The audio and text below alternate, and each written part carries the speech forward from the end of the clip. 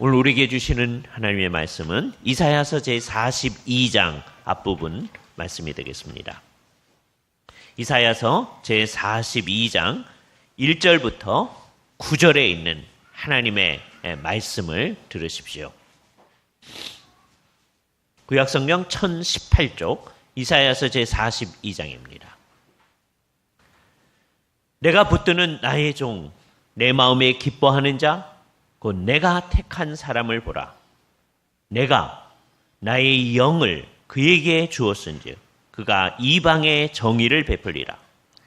그는 외치지 아니하며 목소리를 높이지 아니하며 그 소리를 거리에 들리게 하지 아니하며 상한 갈대를 꺾지 아니하며 꺼져가는 등불을 끄지 아니하고 진실로 정의를 시행할 것이며 그는 쇠하지 아니하며 낙담하지 아니하고 세상의 정의를 세우기에 이르리니 섬들이 그 교훈을 앙망하리라. 하늘을 창조하여 펴시고 땅과 그 소산을 내시며 땅 위의 백성에게 호흡을 주시며 땅에 행하는 자들에게 영을 주시는 하나님 여호와께서 이같이 말씀하시되 나 여호와가 의로 너를 불렀은즉 내가 내 손을 잡아 너를 보호하며 너를 세워 백성의 언약과 이방의 빛이 되게 하리니 내가 눈먼 자들의 눈을 밝히며 갇힌 자들을 감옥에서 이끌어내며 흑암에 앉은 자를 감방에서 나오게 하리라. 나는 여호와이니 이는 내 이름이라. 나는 내 영광을 다른 자에게 내 찬송을 우상에게 주지 아니하리라. 보라, 전에 예언한 일이 이미 이루어졌느니라. 이제 내가 새 일을 알리노라.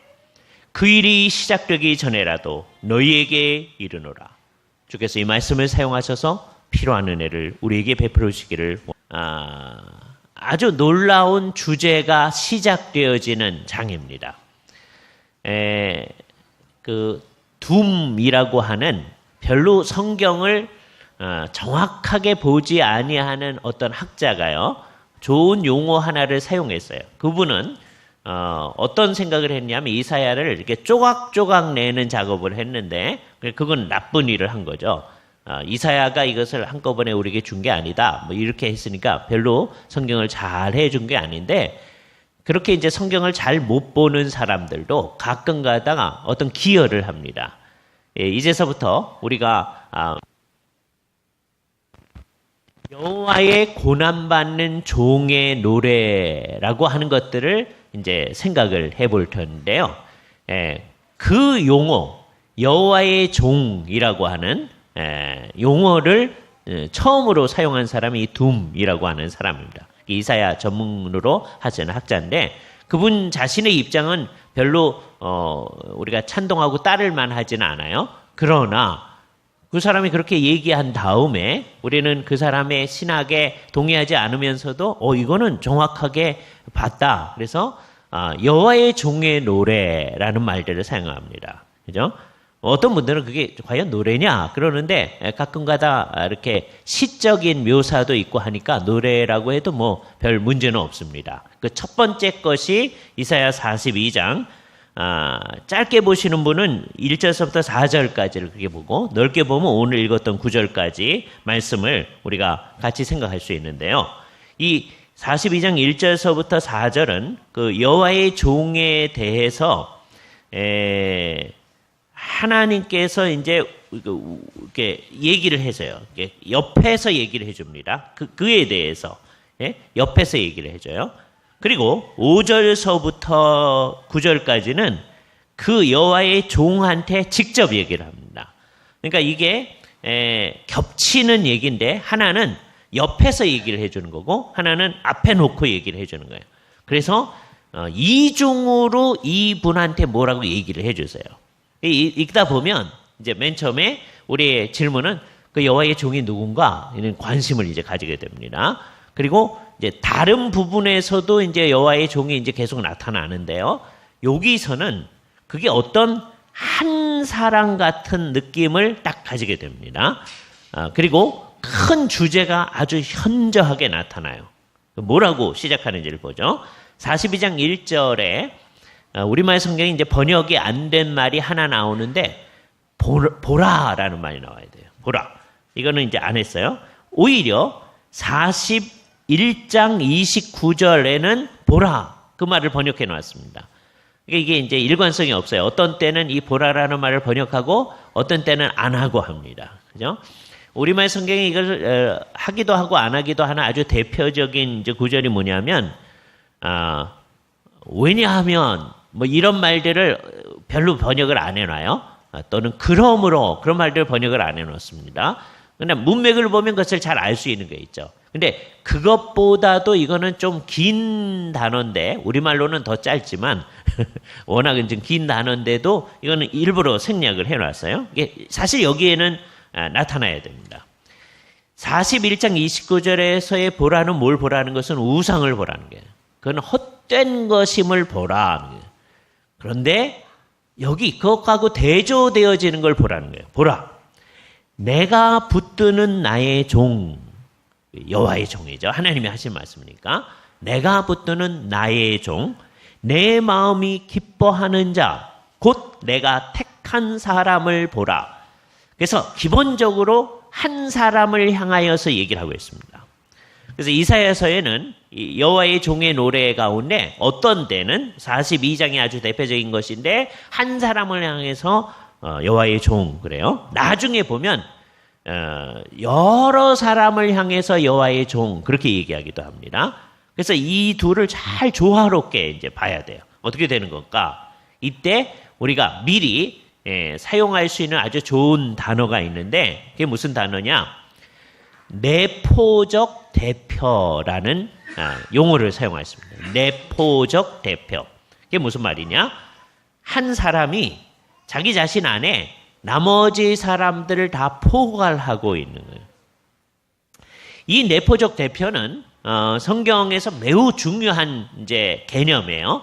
뭐 성경에 내포적 대표라는 말은 안 나타납니다. 그런데 그 개념은 분명히 나타납니다. 말은 없지만 그 개념은 있는 거예요. 그게 어떤 거냐? 예를 들어서 아담이라는 인물. 아담은 하나님 앞에서 주님의 뜻을 잘 순종해 나가면 그의 후손인 우리 모두가 하나님이 원하는 대로 가도록 하나님이 의도하신 적이 있어요. 그 사람이 했는데 우리가 그 속으로 따라가는 거예요. 실질적으로 일어난 일은 그가 범죄를 하면 그분만 죽는 게 아니라 우리 전체가 죽게끔 돼 있어요. 아담이 위치가 뭐냐? 그게 내포적 대표다. 그렇게 말할 수 있는 거예요. 여기 여호와의 종이 오늘 본문에는 단수로 나타납니다. 그 단수가 나중에는 복수로 나타나니까 사람들은 그 뭐냐? 어떤 데는 단수고 어떤 데는 복수고. 그렇지만 이 내포적 대표라는 것을 생각하면 이해가 돼요. 그죠? 이 분이 사실은 다른 이스라엘 백성들이 이루어야 했었는데 못한 일을 이분은 이루고야 마는 거예요. 그게 내포적 대표예요. 그죠? 그런데 이분에 대해서 얘기하는 말하고 나중에 이제 이스라엘 백성들에서 얘기하는 말하고 중첩되는 말이 있을 수 있어요. 그게 어떤 거냐? 여호와의 종은 첫 번째 하나님이 붙드신다고 그랬어요. 하나님의 마음이 기뻐한다고 그랬어요. 그 하나님의 마음이 기뻐했다는 말은 곧 내가 택했다는 거예요. 그러니까 그거는 이 여호와의 종, 단수로 된 여호와의 종만이 아니라 이스라엘 백성들도 하나님이 택한 사람들이죠. 하나님이 기뻐하시는 거죠. 그리고 하나님께서 붙들어 가시는 거예요. 근데 문제는 뭐예요? 이 나머지 이스라엘 백성들은 결국은 하나님의 뜻을 온전히 수행하지 못했다. 그래서 하나님이 수행하라고 한 바를 다 이루지 못한 거예요. 그런데 하나님께서 이 여호와의 종으로 하여금 그가 내포적 대표로서 이 이스라엘 백성들이 해야 하던 일들을 이루게 하신 거예요. 그게 감사한 거죠. 그래서 백성들은 이루지 못했는데 그가 이루심으로써 그가 여호와의 종의 사역을 다 하신 거예요. 그분이 뭘 하는 겁니까? 자, 그분이 일을 할 수 있도록 하나님이 내가 나의 영을 그에게 주었은지 그렇게 얘기합니다. 하나님의 영이 주어진 사람. 나중에 이사야 61장에서도 이것을 우리 다시 볼 거예요. 하나님께서 나중에 이런 여호와의 종에 대해서 뭐라고 얘기하시냐면 이제 자기 자신 여호와의 종 자신이 얘기합니다. 주 여호와의 영이 내게 임하셨으니 그래서 이러이러이러한 일을 하게 될 거다. 어떤 일들? 오늘도 잠깐 생각할 건데 나중에 61장 가서 생각합니다.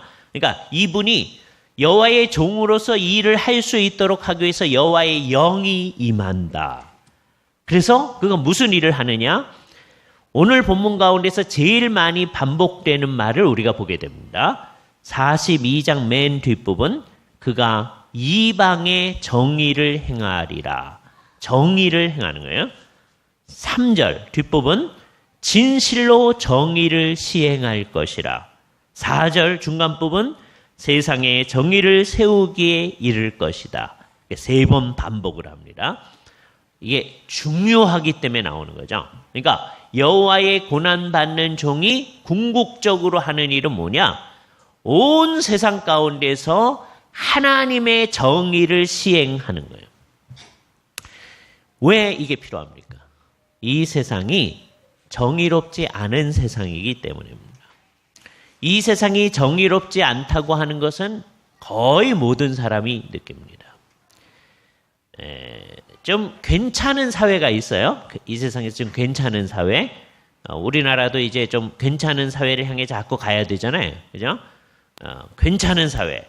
그런 사회를 흔히 뭐 선진국 그렇게 얘기하는데 그것도 좀 웃기는 개념이긴 해요. 자, 미국. 그럴 때 사람들이 그래도 괜찮다 이렇게 생각하잖아요. 근데 이제 미국 사람들이 요즘에 이 사회가 정의로운 사회인가에 대해서 또 이렇게 생각들을 합니다. 한편으로는 좋은 점도 있고 이전보다 좋은 정책을 향해 나아가는 면이 있어요. 예. 이전에는 모든 동성애자들 다 뭐 자기 마음대로 해도 좋다 뭐 그러더니 이제는 좀 안 될 것 같은 분위기를 향해 가기도 하고 뭐 여러 방식들을 하게 됩니다. 그런데 또 한편에서는 또 그렇지도 않고, 예?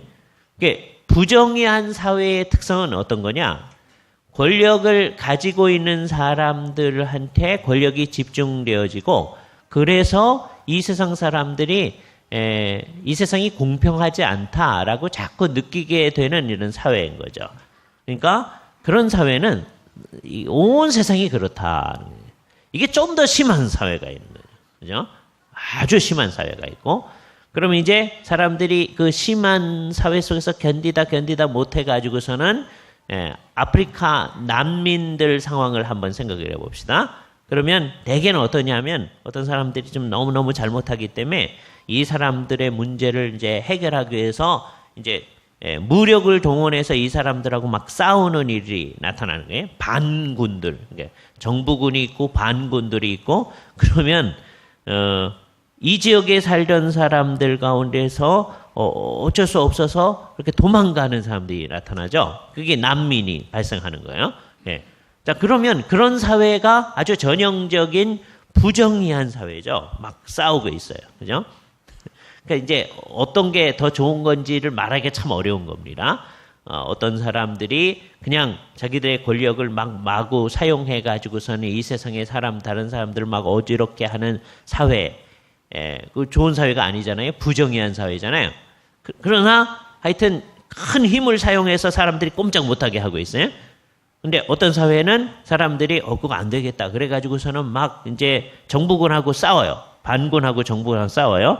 그 싸우니까 보통 사람들은 굉장히 어렵고 난민도 발생하고 막 그러고 있어요. 막 많은 사람이 죽어가고 있어요. 이런 사회. 또 교묘하게 그렇지 않고 사회가 평온한 것 같은데도 사람들이 이거는 옳지 않은 일이 우리 가운데 드러나고 있다. 그러면서 막 이 일이 있단 말이에요. 그러니까 여러 형태로 이 세상은 정의롭지 않아요.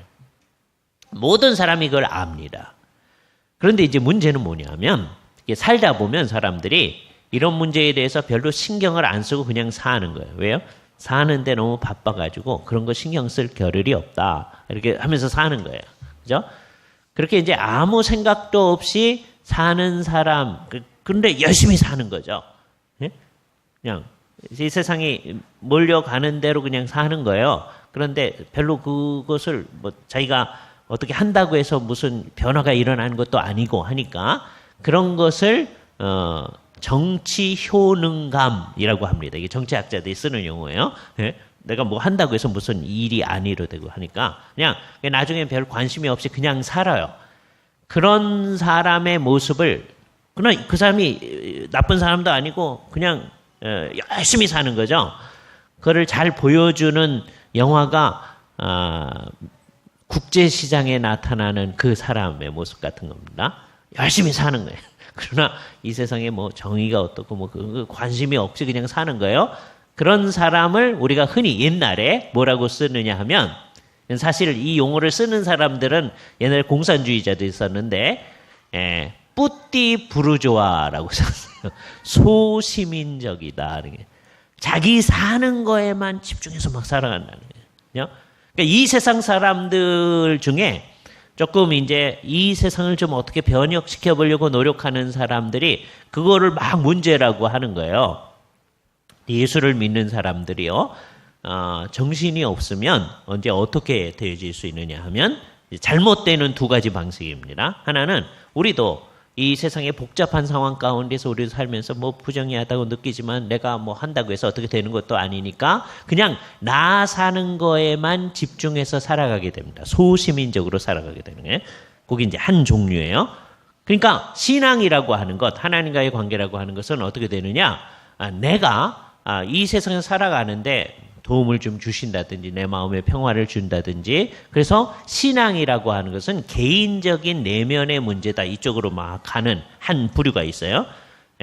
이게 이제 정상이 아닌 거죠. 그런가 하면 또 극단의 정상이라고 하는 것은 이거의 문제점을 지적하면서 우리가 이 세상에 정의를 시행하는 일을 해야 되지 않느냐. 그래야 신앙이 있는 거죠. 하나님을 믿는다고 하면 그게 신경 써야지. 이 세상에 이 뿌띠부르조아 소시민들처럼 그렇게 살아가는 게 그게 진짜 신앙이냐. 그죠?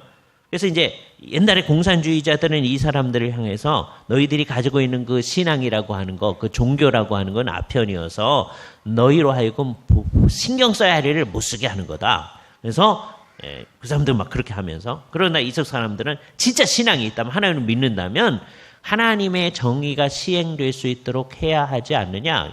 그래서 이 세상에 정의를 시행하라고 나아가려고 하는 일을 우리가 해야 된다. 그러고 나가는 거예요. 이 두 가지가 잘못되어진 극단입니다. 한국교회는 이 두 극단을 다 경험을 했고 지금도 하고 있습니다. 이 본문 앞에서 우리는 잘 생각해야 돼요. 여기 여호와께서 세우시는 여호와의 종, 근데 그게 한 분으로 나타나요. 왜요? 결국 딴 분들은 이 일에 있어서 실패하기 때문에, 다 제대로 못하기 때문에, 그죠? 근데 그분은 궁극적으로 어떻게 할 거냐? 이 세상에 이방인에게도 정의를 베푸는, 온 세상에 진실로 정의를 시행하는, 세상에 정의를 세우는 일을 하실 거다. 온 세상을 제대로 통치하시는 일이 나타나게 될 거다라고 하는 거예요. 그게 누구의 일이냐? 이 여호와의 종의 일이다. 그죠? 그럼 그분이 그 일을 하신다라고 하는 것을 우리는 생각해요. 우리가 이 세상에 정의를 시행하려고 막 노력을 해가지고, 아까 정치 효능감 가지고 해가지고 할 수 있느냐? 이 세상 사람들은 할 수 있다 그러고 하라고 그렇게 얘기하는 거죠. 그런데 우리는 잘 생각해야 돼요. 이분은 아주 독특한 방식으로 이 일을 이루신다는 거예요. 어떻게 일을 이루십니까? 2절 보면 그는 외치지 아니하며 목소리를 옛날에 들리지 아니하며, 그게 뭐냐면 여기 번역을 잘 해줬어요. 높이지 아니하며. 이 세상에서 뭘 하려면 소리를 크게 해서 얘기해요. 설교도요, 막 큰 소리로 해야 사람들이 막 들어요. 예? 조용히 하면 듣지도 않아. 예? 근데 진짜 소리는 이렇게 아주 세밀한 음성 가운데서, 아주 조용한 음성 가운데서 우리에게 들려오는 소리일 수 있어요. 여호와의 종은 이제 일을 어떻게 하느냐? 이 세상에서 무슨 놀라운 외치지도 않고, 그다음에 소리를 높이지도 않아요. 그 목소리로 거리에 들리게 하지도 않아요. 몇몇 사람들을 모아놓고 이렇게 사람들한테 얘기하는 그런 방식으로 일을 하실 거다. 이게 비유적인 표현이에요. 그죠? 그리고 그는 어떻게 합니까? 상한 갈대를 꺾지 아니하며, 이게 더 비유로 갑니다. 상한 갈대를 꺾지 아니한다. 이게 무슨 뜻이에요? 연약한 것들을 무시해 버리지 않는다는 거예요. 그죠? 그걸 또 다른 비유로 말하기를 꺼져가는 들불도 끄지 아니한다. 이 비유입니다. 요 자체가 이게 뭡니까? 이렇게 물어보면 안 돼요. 이게 그냥 딱 들어오면 들어오는 그 이미지를 생각해야 됩니다. 그죠? 그러니까 우리는 예를 들어서 이제 식물을 재배한다. 예, 비유가 나왔으니까. 그럼 이 식물을 잘 재배하려면 어떻게 해야 돼요? 상한 갈 때는 다 꺾어버려야 돼요. 그래서 아름답게 만들어야 돼요. 그죠? 그래서 전체를 아름답게 하기 위해서 어떤 거는 손상시켜야 돼. 이 세상의 일을 하는 방식이 그런 거죠. 그죠? 근데 이분은 정말 독특한데 상한강 때도 꺾지 아니하세요. 그 뭐가 있는 거예요? 여기 너무 집어넣는 면이 있는데 그러나 생각을 해보면 상한갈 때를 놀라운 능력으로 상한 거로부터 이게 살아있는 것으로 바꾸는 능력이 있으니까 그게 가능하잖아요. 우리가 이게 정말 말라 비틀어진 거는 살릴 능력이 없잖아요. 여러분의 손이 화초를 잘 키우는 사람들의 그 능력을 우리가 그린 핸드를 가졌다 그래요. 이 손이 뭐 푸른색이 아니고 예?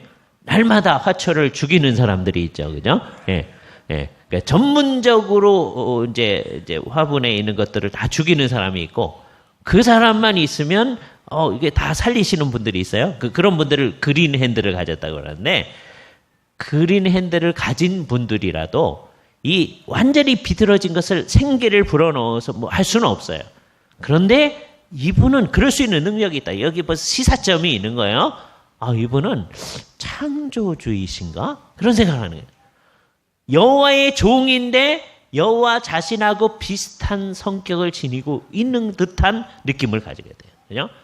이분은 그 창조의 능력을 사용하셔서 결국 이 세상에 뭐 하는 거예요? 온 세상을 바르게 귀정하시는 일. 이 일을 하실 분이 우리에게 올 거다. 상당히 많은 분들은 중세 때에도 유대인들 가운데서도 이거는 메시아를 얘기하는 게 아닌가? 라고 생각하는 사람이 몇몇 있었어요. 그러니까 유대인들 가운데서 옛날에 예수님이 오시기 전에 이거를 메시아에 대한 얘기라고 본 사람이 뭐 있긴 있었겠죠. 근데 찾긴 좀 어렵습니다. 근데 중세 때는 좀 있어요. 그러니까 중세 때 그런 게 있는 게 어떻게 된 걸까? 우리 예수를 믿는 사람들은요, 이런 거 딱 보면서, 딱 보면, 이게 예수님이 딱 보입니다. 그냥, 예? 근데 그게 이제 옳은 해석인지 아닌지는 잘 살펴봐야 되는데, 여기, 내가 붙드는 나의 종 내 마음에 기뻐하는 자, 내가 택한 사람, 하나님의 일을 이루는 사람이에요. 자, 이런 개념을 머릿속에 넣고, 마태복음 제3장을 한번 보도록 하겠습니다. 마태복음 제3장. 여기 보면 세례 요한이 사람들한테 세례를 베풀거든요. 근데 그때에 예수님께서도 오셔가지고서는 세례를 받으려고 하는 거예요. 그죠? 그럼 14절에 마태복음 3장 14절 요한이 말려 이르되 내가 당신에게서 세례를 받아야 할 터인데 당신이 내게로 오시나이까? 그렇게 얘기합니다. 그죠? 그랬더니 예수님께서 말씀하시기를 이제 허락하라. 우리가 이와 같이 하여 모든 의를 이루는 것이 합당하니라. 그래서 세례 요한이 어쩔 수 없이 세례를 베풀어요. 그의 이름에 적합한 사람이 된 거죠. 그러니까 세례 요한이란 말은 엄밀히 말하면 세례 주는 사람 요한이란 말이에요. 왜? 이 사람이 세례를 많이 줬으니까 세례자 요한이라고 말할 수 있어요. 그러니까 이거 굉장히 중요한 일이죠. 우리 학교 교수님 가운데 조병수 교수님이라는 분이 있는데요. 그분이 박사학위 논문을 세례자 요한에 대해서 독일에서 이제 학위를 하셨는데 세례 요한에 대해서 학위 논문을 할 정도로 굉장히 중요한 주제다라고 하는 것을 생각할 수 있죠. 그죠? 예수님이 왜 세례를 받았느냐? 아까 제가 무슨 말을 썼느냐 하면 내포적 대표 그런 말을 썼잖아요. 예수님은 세례를 받아야 할 이유가 없어요. 요한이 정확히 얘기했듯이. 그죠?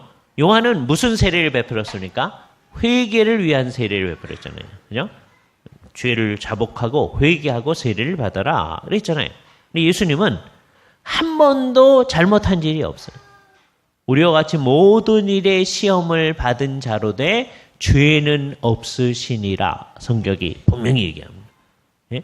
이거를 미국 사람들이 재밌게 표현하기 위해서 죄가 하나도 없다 하는 걸 분명히 하기 위해서 옛날에 빌 브라시라고 하는 옛날에 CCC 총재가 그렇게 얘기한 적이 있는데 그는 자기의 생애 가운데 한 번도 I am sorry라고 해본 적이 없다는 거예요. 우리는 이 세상에 살면서 이렇게 남하고 어깨를 부딪히기도 하고 그럴 때 이제 한국 사람들은 잘 안 하지만 미국에 살면서 미안하다고 이렇게 얘기하잖아요. 그죠? 예. 요즘은 이제 우리도 이제 그렇게 많이 하죠. 그죠? 예.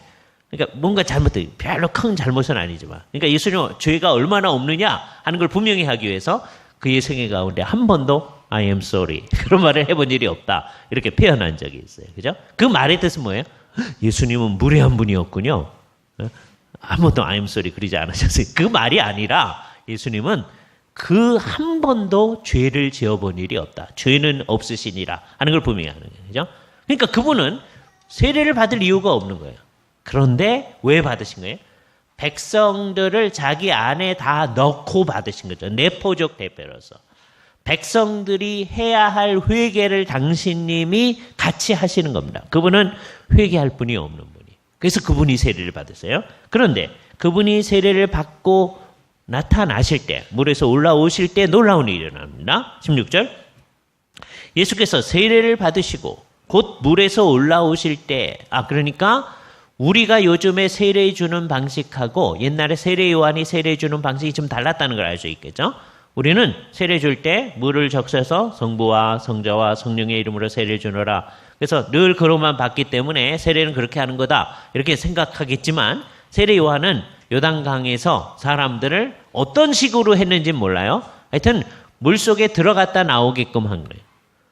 그게 어떻게 이제 이렇게 해가지고 안으로 들어갔겠다 그 자리에서 나오게끔 한 건지 아니면 침례 교회에서 하는 식으로 목사님이 힘이 세야 됩니다. 딱 잡고 뒤로 이렇게 욕조가 이제 여기 있어요. 평소에는 없는데 세례 주는 날은 딱 그게 있습니다. 딱 잡고 목사님이 안에 들어가서 잡고서는 이렇게 그 사람이 누운 상태로 들어가야 돼요. 목사님을 의존해야 돼.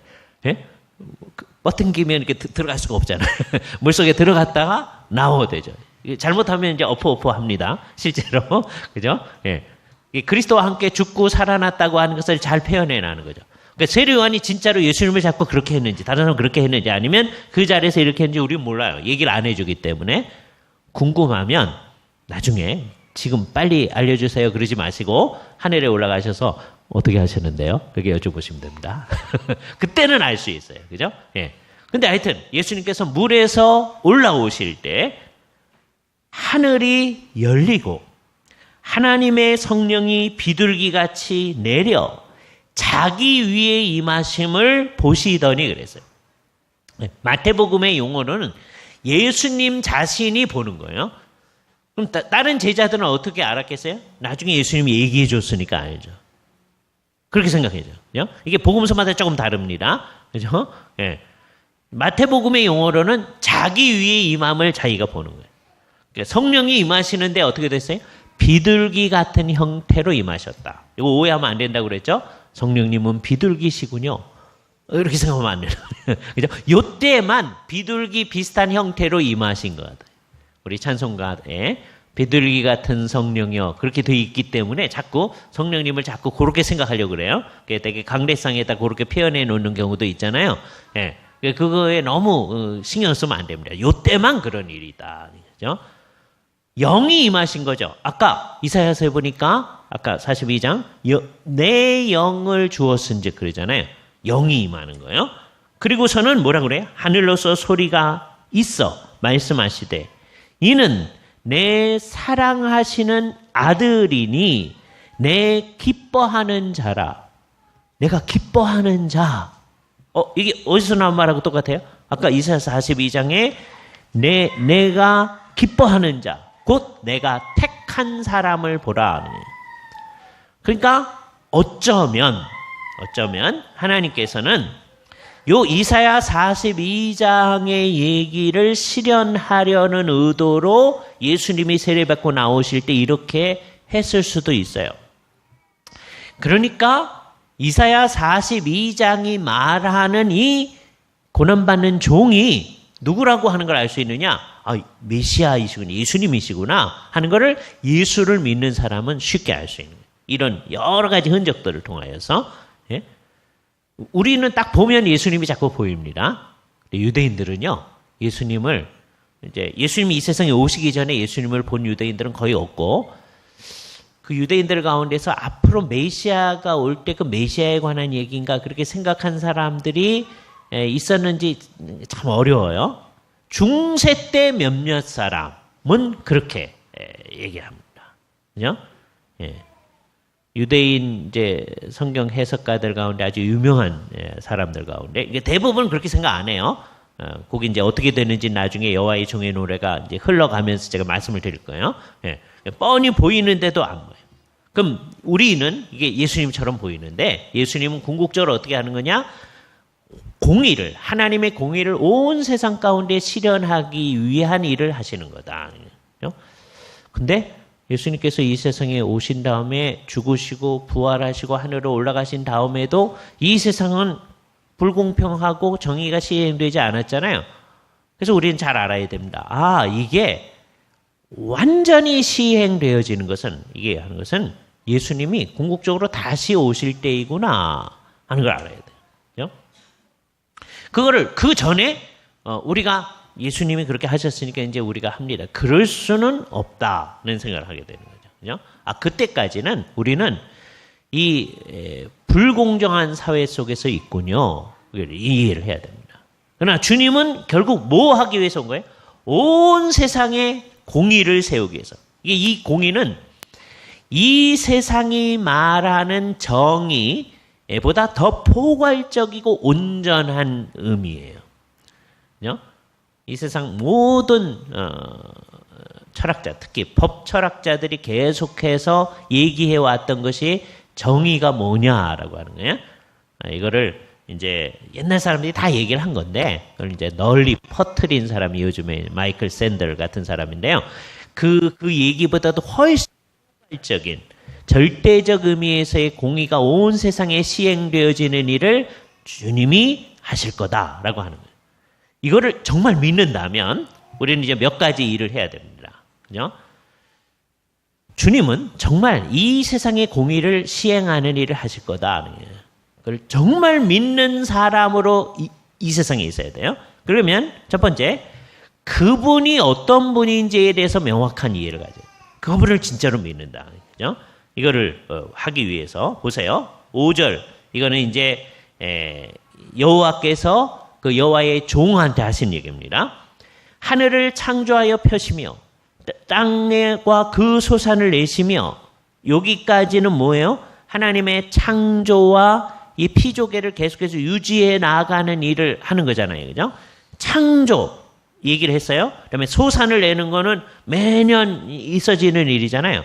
그 모든 일을 직자 하나님이 주관하고 계신다 하는 것을 분명히 하면서, 다음에 그 뒤에 말은 두 구절이 흘러가는데 이게 A, B, A-B- 같은 말로 이해해야 됩니다.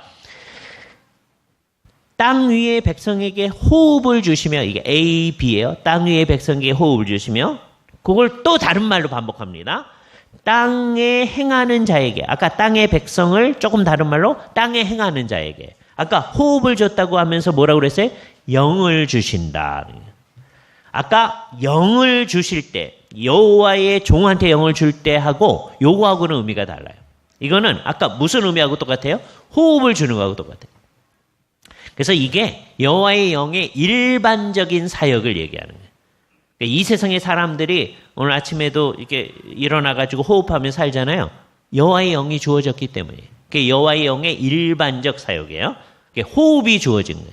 그러니까 사람들에게서 여호와의 영이 딱 거쳐지게 되면 어떻게 돼요? 사람들이 죽는 거예요. 그죠? 그러니까 살아있는 동안에, 믿는 사람이 안 믿는 사람 다 똑같습니다. 하나님의 영이 작용하기 때문에 사람들이 이 세상에 있는 거예요. 성령님의 일반적 사역이다.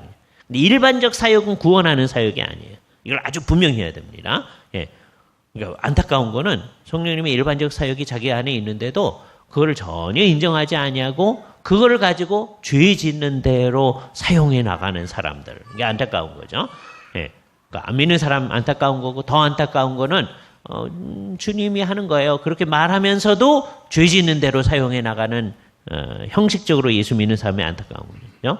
우리는 이걸 아는 사람다우게 호흡이 이렇게 주어졌다는 거는 여호와의 영이 있는 거구나 하는 걸 알아야 돼요. 그죠? 그렇게 하시는 분. 그러니까 한 분도 여호와의 영하고 관련 없이 이 세상에 있는 분은 하나도 없는 거예요. 그죠?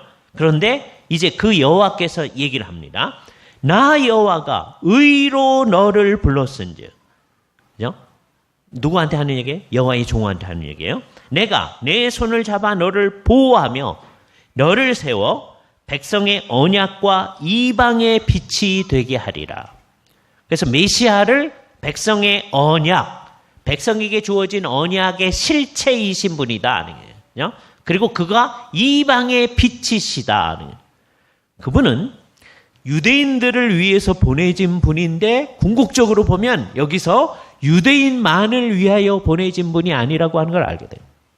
온 세상 전체에 빛으로 나타나는 거예요. 왜요? 궁극적으로 온 세상의 공의가 시행될 것이기 때문입니다. 그분이 하시는 일을 이제 비유적으로 얘기하는 거예요. 어떻게 얘기합니까? 이건 이사야서에서 계속 반복되어져요. 내가 눈먼 자들의 눈을 밝힐 거다. 갇힌 자들을 감옥에서 이끌어낼 거다. 어떤 상황에서 얘기해요? 자기가 잘못해서 감옥 속에 들어간 사람 얘기해요?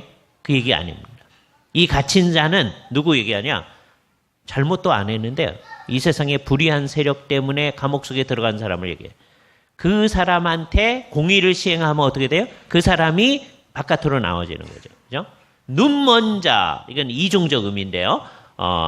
이거는 정말 이 세상에서 복잡한 세상 가운데서 질병이라고 하는 게 있는 거죠. 그 질병 때문에 눈이 먼 거예요. 사고 때문에 눈이 먼 거예요.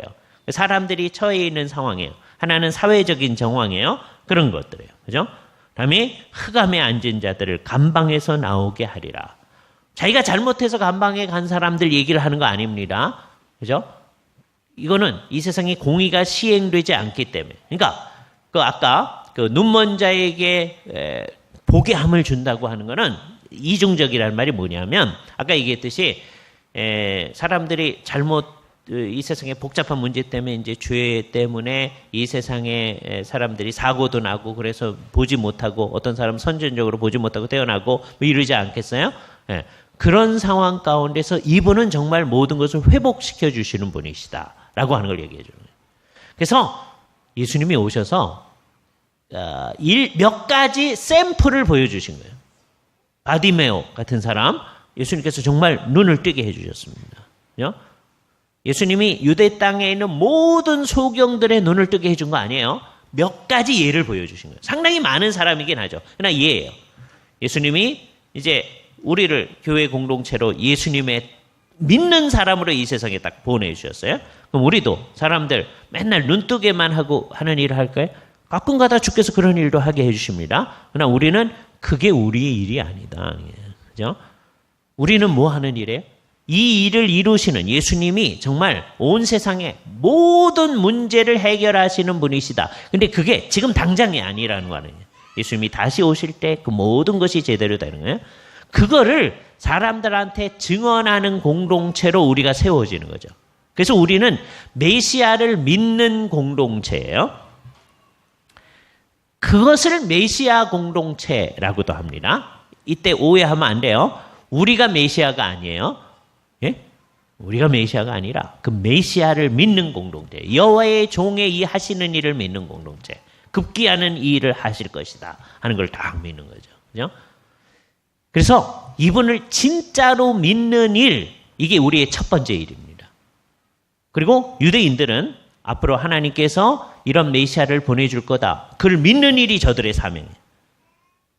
그런데 이사야가 이 예언한 다음에 이런 여호와의 종이 오기를 기다리면서 믿었던 사람이 상당히 적거든요. 그게 불신이죠. 심지어 예수님이 그런 분으로 이 세상에 왔는데도 믿은 유대인들 참 적어요. 그게 죄악이에요. 우리 시대도 마찬가지예요. 우리의 첫 번째 일은 그분을 진짜로 믿어야 된다. 근데 믿되 어떻게 믿어야 돼요? 그분은 그냥 나를 나쁜 일에서 좀 좋게 해주는 분이에요. 이렇게만 믿으면 제대로 안 돼요. 그분은 결국 온 세상의 모든 문제를 해결하시는 분이에요. 그리고 그게 이 세상 문제를 해결하는 유일한 방법이다. 그러니까 하나님께서 이런 방법을 택하셨구나. 그래서 예수를 진짜로 믿는 사람은 어떻게 믿어야 돼요? 이 세상에 다른 방식으로 이 세상을 회복할 수 있는 길이 없다는 것을 같이 믿는 거예요. 다른 방식으로도 되는데 예수님도 도움을 주고 그거는 예수 안 믿는 거다. 그죠? 예수님의 이 길만이 이 세상의 궁극적 문제를 해결하는 길이다. 그러니까 이 세상을 정말 생각하는 사람은 예수를 믿어야 됩니다. 그죠? 우리가 이 세상에 할 일이 없어서 예수를 믿는 게 아니에요. 내가 그냥 죽은 다음에 하늘에 가고 그거 목적해서 믿는 거 아니에요. 그죠? 그런 일이 있습니다만은 그것도 큰 온 세상의 공의를 실현하는 하나님의 일에 동참을 하는 마음으로 이 일을 하는 거예요. 그래서 이거를 정말 믿어야 돼요. 예수님을 믿는다. 이분이 메시아이다. 하는 걸 믿을 뿐만 아니라 이분이 온 세상의 궁극적 문제를 해결하시는 분이시다. 그걸 믿어요. 그리고 그걸 믿는다고 하는 거를 우리가 이 세상의 문제 속에 있을 때 그 문제 속에서 그것을 믿음을 드러내야 돼요. 우리도 이 세상에 살면서 어떤 때에는 이 세상의 어려운 문제성 속에 있을 겁니다. 복잡한 문제 속에 있어요. 그러나 그런 일이 우리에게 닥쳐올 때 우리가 뭐라 그래요? 이 세상은 아직 메시아가 그 일을 온전히 다 이루시기 전에는 그런 일이 있는 거예요. 막 분통 쳐져서 막 이러고 살지 않아요. 그렇죠? 그게 이해가 안 가죠. 이 예수를 믿는다는 거예요. 뭐 어떤 상황 가운데 예수님이 그 일을 이루신다고 하면 내가 믿음으로 그걸 드러내는 거예요. 그걸 내가 그렇게 정말 믿음으로 드러내면서 우리 뭐 해야 돼요? 나만 믿는 것으로 만족하지 아니하고 다른 사람한테 이거를 알려줘야 됩니다. 그죠? 이것만이 이 세상을 변혁할 수 있는 유일한 길이고 우리에게 문제를 해결할 수 있는 능력으로 주님께서 주신 길이다는 걸 알려주는 거예요. 그죠? 알려주는 일을 하면서 동시에 이제 맨 마지막에 우리의 일이에요. 이 일은 우리의 본래적인 일은 아닙니다. 우리의 내포적 대표이신 메시아께서 이 세상을 온전하게 하는 일을 하셨잖아요. 누군가가 눈 멀었을 때 그 사람한테 하여튼 최선의 것을 가져다 준 거 아니에요. 우리는 우리의 노력으로 그 사람의 눈을 띄워주는 일을 할 수 없을 거예요. 그러나 이거를 진짜로 믿는다면 이게 이제 진짜 믿음이라면 우리는 눈을 띄워줄 수 없을지라도 그 사람에게 우리가 할 수 있는 최선을 가져다 주는 노력을 해야 되죠. 누구에게? 우리가 만나는 모든 이웃에게 그렇습니다. 예? 우리의 메시아는 그 일을 하시는데 나는 그 능력이 없거든요. 예수님 잘하세요. 예? 나는 그냥 주님 믿고 있을게요. 라고 하는 거는 믿는 거 아니다. 우리가 다른 사람을 위해서 이런 노력을 해요. 정말 억울하게 감옥에 갇힌 사람이 있으면 그 사람이 그 감옥에 갇힌 상황에서 좀 놓여질 수 있도록 최선의 노력을 해요. 해서 어떤 때는 놓여질 수도 있고 안 될 수도 있어요. 네? 그러나 이 일 자체가 우리의 본래적인 일은 아니다. 이거는 뭐예요? 내가 메시아, 이 일을 이루시는 그분을 믿는 사람임을 나타내는 그냥 열매, 산물일 뿐이에요. 한국교회는 이 문제에 있어서 잘 못한 면이 있습니다. 어떤 사람은 그 일이 우리의 본래적인 일이다. 그래서 어떤 사람은 아주 더 나아가서요. 그 일이 우리의 일이다. 그래서 예수님이 메시아가 아니고 이 일을 하는 이 사람들이 그 일이다. 그쪽으로 간 사람들이 있고요. 그럼 그건 예수 믿는 거 아니거든요. 그죠? 또 어떤 사람은 그 예수님이 하는 일이니까 우리는 그 관심 없어요. 그래서 결국은 뭐 하는 거예요? 우리 사는 문제, 그러니까 소시민적인 관심에 사로잡혀서 예수님, 우리 병 들었는데 이거 고쳐주세요. 우리 애들 어떻게 되는데 이거 해주세요. 요거에만 하는 거예요. 그러니까 메시아의 백성다움이 안 나타나는 거예요. 그러니까 여기서 아주 분명한 모습이 있어야 됩니다. 첫 번째, 우리는 이 세상의 모든 문제를 우리가 해결할 수 있는 게 아니라고 하는 것을 정말 믿어요. 하나님의 해결책이 여기 있다. 그리고 예수님이 오셔서 진짜 그 해결책을 이 세상에 실현하셨다. 그걸 믿는 사람이에요. 메시아를 믿는 사람, 메시아이신 예수 그리스도를 믿는 사람이에요. 그게 예수는 그리스도라는 말이에요. 메시아이신 예수. 그죠? 그분이 우리가 기다리던 이 일을 이루셨습니다. 우린 그걸 믿습니다. 그분이 주님이십니다. 우리는 매주일 그걸 고백하는 거예요. 그 고백이 중요합니다. 우리의 삶이 그것을 정말 믿고 있다는 걸 드러내야 돼요. 그렇다면 어떻게 나타내냐? 우리가 할 수 있는 한, 우리가 이 일을 위해 사는 건 아니에요. 이건 그냥 이걸 믿는 사람의 삶은 이렇게 나타날 수밖에 없는 거예요. 날마다 주님이 원하는 정의에 가까운 모습을 향해 나타나는 거예요. 그걸 위해 우리는 사는 게 아닙니다. 이게 우리의 목표입니다. 이러면 안 돼요. 예? 우리의 목표는 뭐예요? 메시아를 믿는 거예요. 주님이 이루실 구원을 믿는 거예요. 주님이 정의를 온 세상에 실현할 걸 믿는 거예요. 그러나 그걸 믿는다면 우리는 어떻게 해서지? 될 수 있는 대로 우리 주변에서는 부정의한 것보다는 정의로운 곳에 가까운 곳이 나타나게끔 애를 쓰는 거죠. 우리가 처해 있는 모든 정황